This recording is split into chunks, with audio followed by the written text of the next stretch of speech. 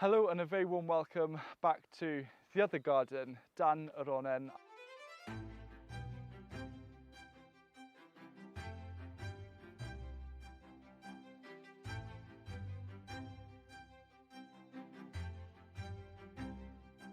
I thought it was time to give you a bit of an update for what we're doing in this space, and yeah, really excited to show you what's going on. So I'm going to start off with the first thing that we did here, and it is what we've dubbed it as the Wi-Fi garden, because from a bird's eye view it looks a bit like the Wi-Fi icon. It just naturally happened that way. I don't always, I could have spent a year observing the land and did a proper permaculture design, but when you're just eager and passionate, you've got to get started. And we got started in that corner there where you've got the Jerusalem artichokes, or if you're from America you call them sunchokes. They were just spare tubers from the main garden that we usually film at. And we've got a bunch of beds here. It's great fun, lots of things happening. This is quinoa that's growing really nicely. I've just found out a few days ago that you can eat the greens of a quinoa. This is Rhondda black runner bean. It's a Welsh variety of runner bean. Then we've finished the field beans crop. That was great. We've got strawberries coming through. I can see a few red ones as a nice surprise. Sweet corn, leeks. It's very compact, it's very nice, but a lot of food has come out of this already. The second thing we started to implement was this herb garden. So this whole site was just a field. It'd been grazed on for about 30 years and there was nothing here. So it was a bit odd just putting in these beds and then sticking some herbs in, but it's turned out so beautiful. There's so many different things happening. I've got lemon verbena, absolutely amazing. We've got chives. We harvested a kilo of mint the other day for a local restaurant to make a mint kombucha. This thing over here is with this beautiful pink flowers, is blackcurrant sage. It just smells absolutely stunning. So I love the vibrancy of this space, the amount of pollinators that are here. And actually, I really love having this dedicated herb or like flavor bomb area to just come and harvest as and when I want. And I think as time progresses, we'll extend the herb garden, maybe put another one elsewhere, because it's just so fun. The next thing we realised is that we needed an undercover growing space because it can be very exposed here on a very early spring day or any stormy day because there's nothing else around. So we built this polytunnel that we got, and it turned out being such a good investment because we started propagating all of our seedlings here. We've had so many cucumbers, it's unbelievable. End of the cucumbers here. We've got some exploding cucumbers starting to grow, and we'll see what happens with that. Apparently you actually have to wear safety goggles, at least the seed packet says. We've got the tomatoes that we've actually been gradually harvesting on and off for the last 5 or 6 weeks, and it's so nice to have these tomatoes on tap.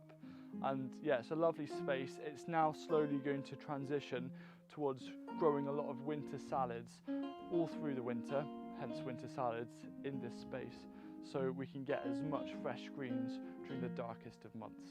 Before I show you too much of all the other gardens and stuff that are happening here, I wanted to explain and walk through our water setup, because we're not on mains here, and the spring that we were going to use dried up in April. So we had to kind of think outside the box a bit. One advantage of this space is that there was this pond in the bottom corner of the field that has been shaded by trees, which has been so useful because it's north facing. There's barely any sunlight on the water, so evaporation has been minimal.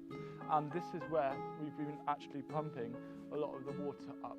And you can see we've actually got some willow here. These are willow that we planted in April, and some of them are getting on 3 meters tall already. Around the pond, we've let this just become quite a nice, wild, nature-friendly space.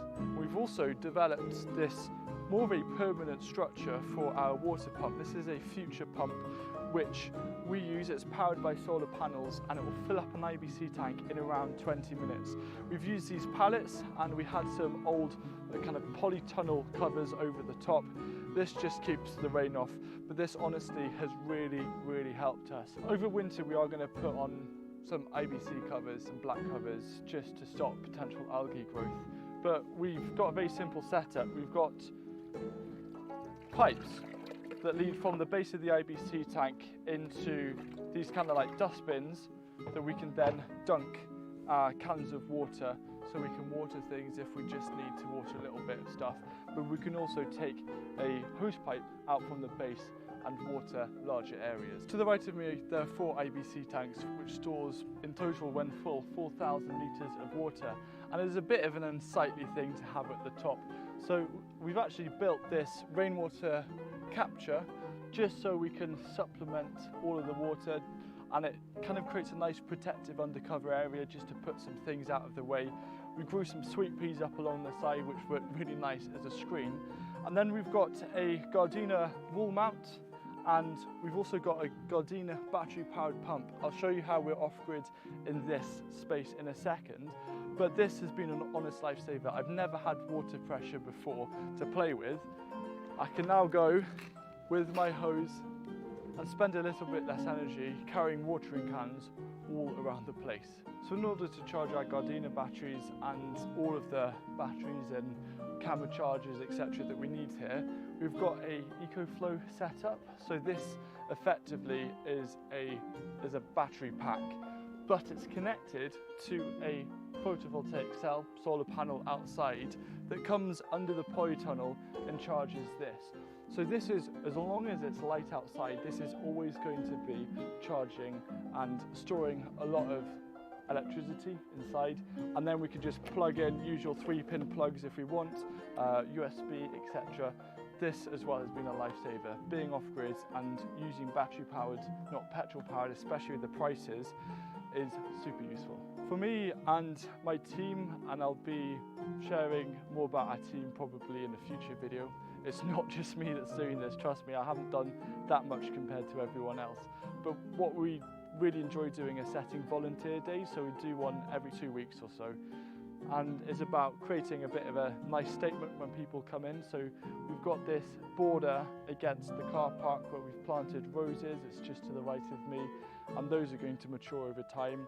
And then just adding some trees. So these are damsons that we've planted along here, then we've got these little beds. It's just adding lots of colour and interest and not just having everything a little bit blank. In the future we'll be doing a lot of edible ornamental borders. That will be a big project over autumn. We've got a nice little seating area behind with creeping thyme and rosemary, but we just want this to feel like a really nice positive place, a place to come and celebrate and have fun, chat about gardening, eat nice food and enjoy the sights. We've also built this mini garden which as time progresses will show lots of different ways that you can really compact a small area and grow as much as possible. There's also going to be a bit of a nice seating area in the front. One of my favourite things that we've done here is a pallet fence, and I think it was my colleague Lucy, she's actually put the squash plant growing along, in and out, winding through the pallet fence. I thought that was a great idea. What a fantastic trellis, and it also looks stunning. And as time progresses, we'll be growing lots of things up the trellises. We've also got a mini polytunnel in here that's absolutely chock-a-block with tomatoes. And then we've got these metal raised beds, showcasing what you can do with cinder bricks, a little hot bin, lots of things happening in a small space. I can't wait for next year. I couldn't wait any longer, so excited to share it, but we have chickens here. We've got 20 chickens. These are going to become our chief composters, which is very exciting. Lots of things are very exciting for me. We'll also be getting ducks and hopefully some goats at the end of the summer, but it's so nice just to have this life and activity around the place. We're going to create a bit of a nice kind of chicken food forest for them to go scavenging and hunting, and they're just an absolute delight to have in this space. It brings so many people when they come here, a lot of smiles.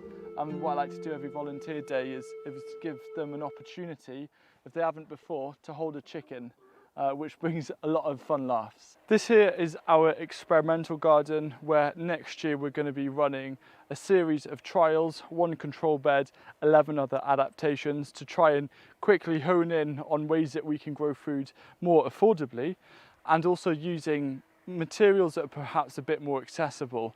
So right now we're just doing an absolute identical planting for all of the beds as to not influence anything in terms of the soil, We will be getting a lot of food out of here, some of those beetroot I've been eyeing up, as well as some of the beautiful pak choi, but I cannot wait for this to be in full development and full swing next year. Earlier on in the year we had a lot of landscaping done, basically in preparation for next year, because we had the digger here doing the car park anyway.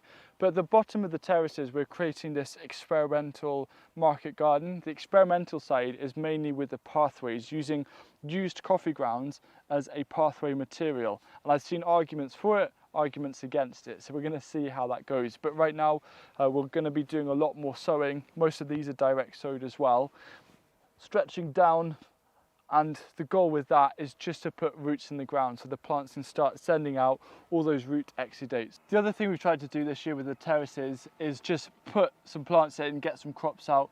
We've had a great potato harvest, but we also thought put in a few pumpkins before we sheet mulch this whole area ready for next spring. And this pumpkin here is looking quite impressive.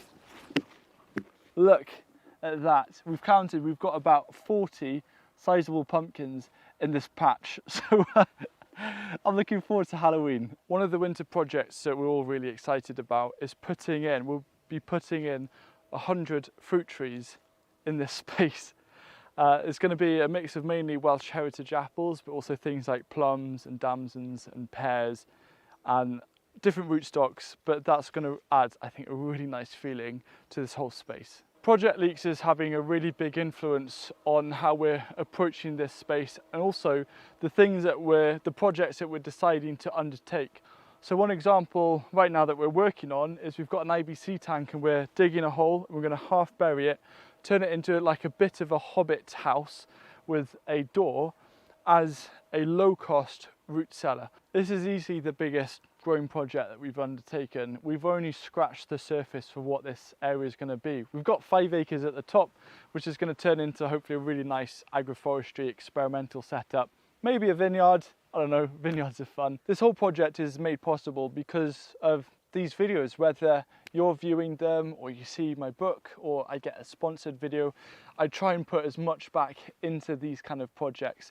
And the latest thing that's happened as well, that is also the biggest project outside of growing food, is my online garden centre. I've got an online garden centre that's open today in the UK and the US. So we're selling everything from the Figo Garden raised beds, a series of cold frames that I've designed myself, and also including everything such as tools, organic seeds, polytunnels, fire pits, the Kelly kettle.